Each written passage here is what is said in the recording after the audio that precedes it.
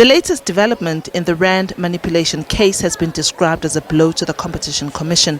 The case, which has attracted much attention, may have reached the end of its road, but Magwe Masilela of Magwe Fund Managers questions the banks that admitted guilt and paid fines and where that now puts them.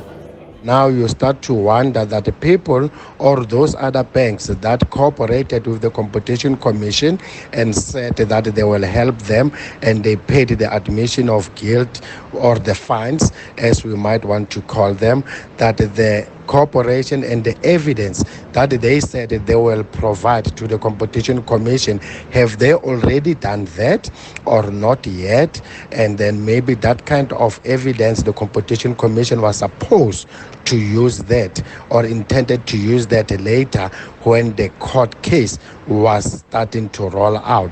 But as it is now, we are not even yet sure that that cooperation that was promised by the other banks, whether that was also part of the evidence that the Competition Commission provided.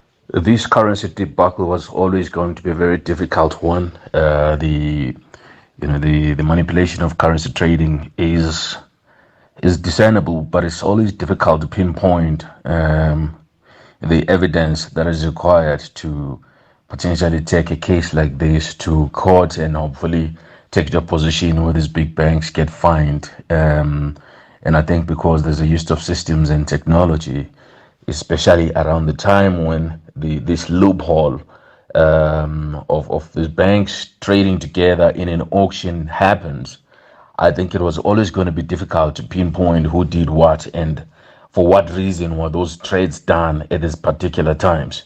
So if there's no phone call recordings of people, as an example, if there's no phone call recordings of people saying, let's do this and let's do this at this time during the auction, you will do this and I'll do that. Do you agree? So this will give us this result. It would have been, evidence that could be taken to say, okay, there is a point of collusion. At least one local bank has welcomed the decision of the appeals court. Standard Bank says the group is wholly committed to the rule of law, respects the important role of the institutions, and upholds South Africa's constitutional democracy. At the same time, the Competition Commission says it is still studying the judgment. The Commission is still studying the judgment and will, in due course, communicate its next course of action. First Rand says it has consistently been of the view that it has no case to answer, and it is pleased that the Competition Appeals Court has confirmed that view. ABSA says it will continue to cooperate with the Competition Commission in relation to this matter.